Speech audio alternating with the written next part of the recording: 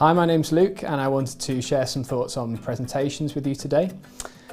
First thing to say is that it's quite natural to feel nervous when you're set the task of a presentation at an assessment centre.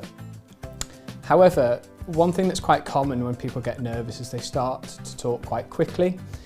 Now, at an assessment centre doing a presentation, this can be an issue for a couple of reasons. First of all, if you're talking extremely quickly, the information will wash over your audience and they won't have time to digest it. Secondly, that feeling of pace can create a sense of chaos and disorder in the presentation, which might make your audience start to wonder what else could be chaotic or disordered about this candidate. So what can you do to overcome this common pitfall? Well, I think the first and most important thing is not to try and cram too much into your presentation.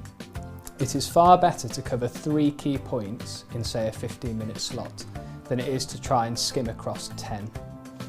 Often people don't give enough consideration to the rhythm of the presentation. So my advice would be to think in advance, what are the key points that you want to get across, and therefore where might you like to stop, to pause and allow your audience to digest what it is that you've been saying. This can also be a really effective tactic because those 2 seconds when you pause give you an opportunity to look down at your cue cards if you're using them, gather your thoughts and think about where you're going next with the presentation.